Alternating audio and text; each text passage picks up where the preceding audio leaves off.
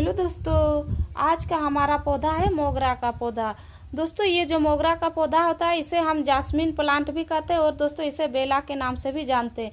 दोस्तों ये जो मोगरा का पौधा है ये बहुत ही अच्छी फ्लावरिंग पौधा है। दोस्तों इसमें बहुत ही सुंदर सुंदर फूल आते हैं और सफ़ेद कलर के फूल आते हैं।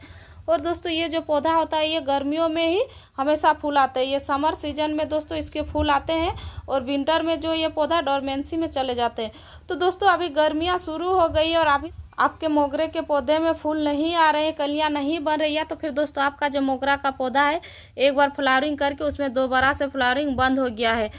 तो क्या कारण है जिसके वजह से आपके मोगरे के पौधे में दोबारा फूल नहीं आ रहे हैं, कलियां नहीं बन रही है, ना उसकी ग्रोथ हो रही है। दोस्तों ये जो मोगरा का पौधा है इसे हमें बहुत ही अच्छी देखरेख करनी होती है, तभी जाके इसमें समय समय पे फूल आते रहते हैं, नहीं तो इसमें फूल दोबारा नहीं आते हैं दोस्तों, ना इसकी ग्रोथ होती है।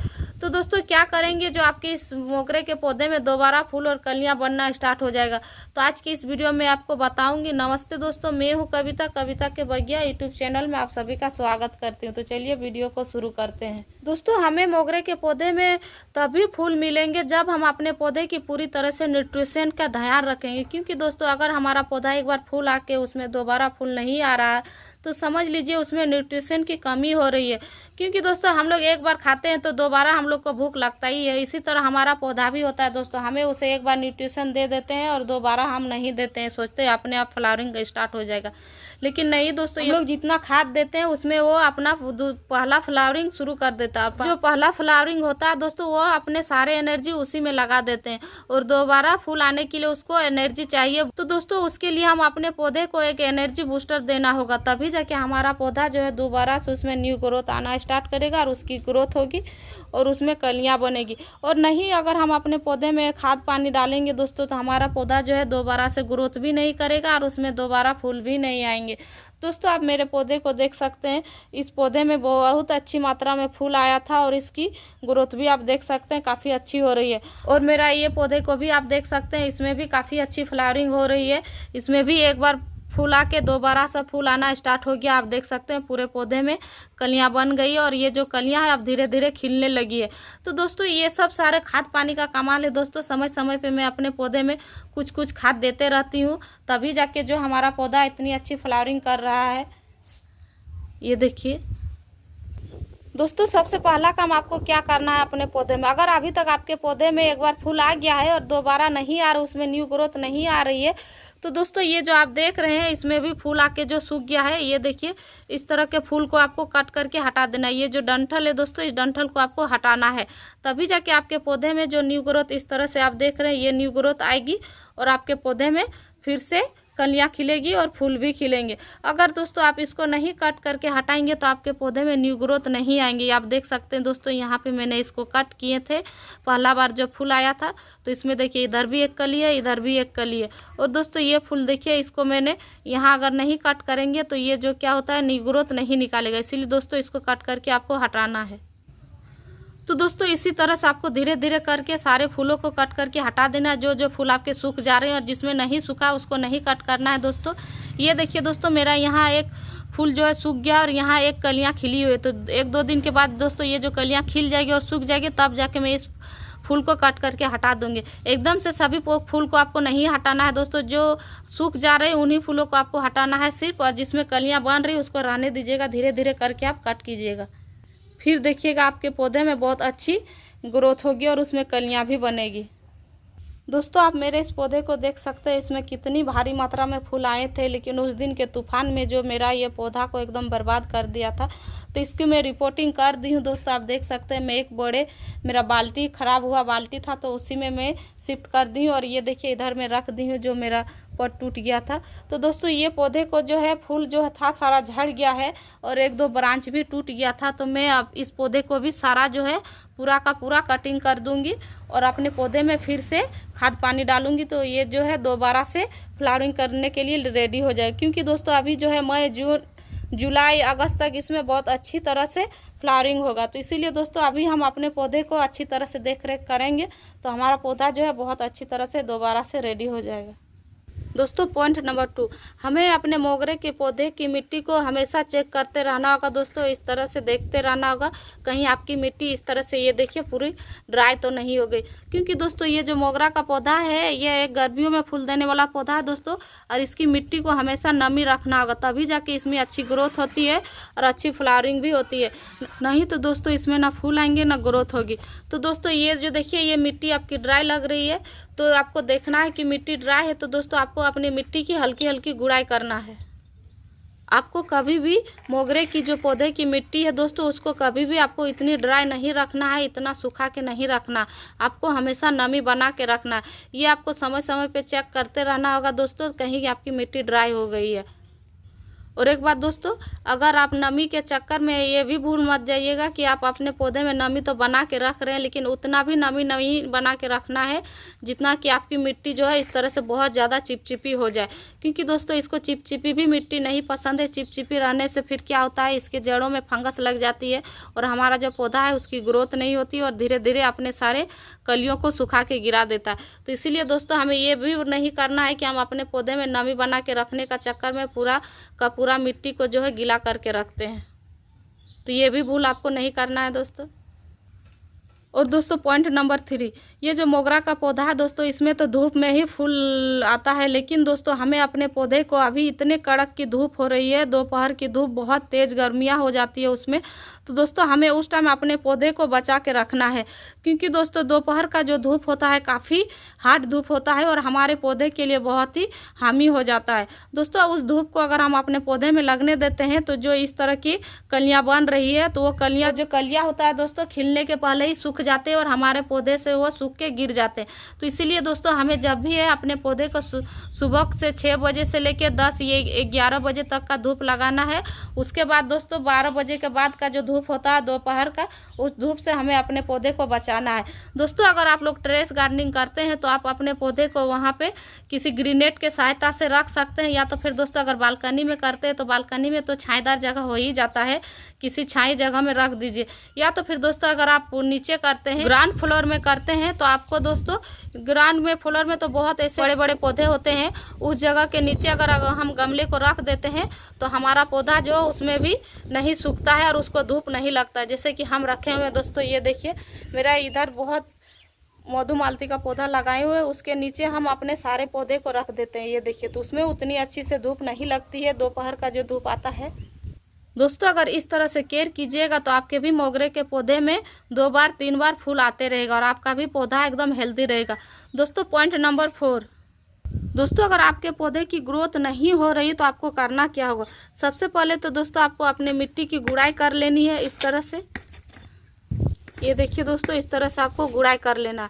गुड़ाई करने के बाद दोस्तों आपको करना क्या होगा, ये जो मिट्टी हमने गुड़ाई करके रखे हैं, इस सारे मिट्टी को आपको एक साइड कर लीजिए, या तो फिर आप नीचे उतार के किसी बर्तन में रख लीजिए।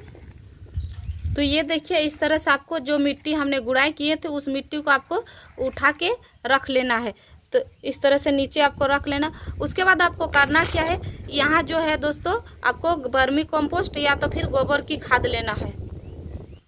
यहाँ पे वर्मी कंपोस्ट या गोबर की खाद इसलिए लेना है क्योंकि अगर आपके पौधे की ग्रोथ नहीं हो रही है तो दोस्तों उसमें ग्रोथ होने में काफ़ी मदद मिलती है और हमारे पौधे जो है तेज़ी से ग्रोथ करते हैं। तो दोस्तों यहाँ देखिए मैंने अपने पौधे के लिए वर्मी कंपोस्ट ली हुई हूँ, और ये जो वर्मी कंपोस्ट है दोस्तों ये हमारे पौधे के लिए बहुत ही हेल्पफुल होता है। तो दोस्तों ये जो वर्मी कंपोस्ट हमें इस गमले में देना है।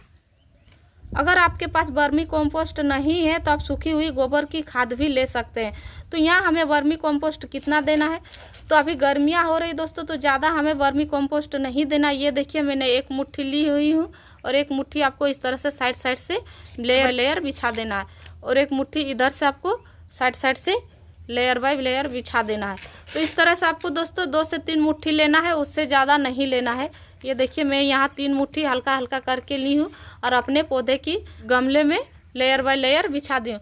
तो आपको भी इस तरह करना है दोस्तों। अगर आप गोबर की खाद ली हुई है या वर्मी कंपोस्ट जो भी लिए हुए हैं, आपको इस तरह से अपने गमले में साइड साइड से बिछा देना।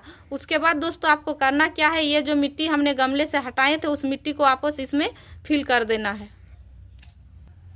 इस तरह से आपको डाल देना है। दोस्तों ये जो गोबर की खाद होती है या तो फिर वर्मी कंपोस्ट होती है दोस्तों, इसमें नाइट्रोजन फास्फोरस बहुत अच्छी मात्रा में होती है दोस्तों, और हमारे मिट्टी की जो उपजाऊ शक्ति होती है दोस्तों बहुत तेज़ी से बढ़ जाती है। तो इसीलिए दोस्तों हमें अपने पौधे में ये जो कंपोस्ट होता है, इस कंपोस्ट को हर एक 15 दिन में 20 दिन में एक बार अपने पौधे में इस्तेमाल करना ही करना है। और अभी तो गर्मियाँ हो रही है दोस्तों, तो गर्मियों में अभी हमें किसी तरह केमिकल खाद से बचना है। कोई केमिकल खाद हमें अपने पौधे में नहीं इस्तेमाल करना है दोस्तों। केमिकल खाद इस्तेमाल करने से क्या होता है, हमारे पौधे की जो पत्तियां होती है धीरे धीरे छोटी होने लगती है, और जो कलियां बनती है वो कलियां भी सूख के गिरने लगती है। तो अभी हम जितना केमिकल खाद से बचेंगे उतना हमारे पौधे के लिए अच्छा होता है। अभी हम गर्मियों में जितनी अच्छी ऑर्गेनिक खाद देंगे दोस्तों, उससे हमारे पौधे की ग्रोथ भी अच्छी होती है और हमारे पौधे हरे भरे रहते हैं, और हमारे पौधे में जो फूल आते हैं दोस्तों, उन फूलों की खुशबू काफ़ी अच्छी रहती है।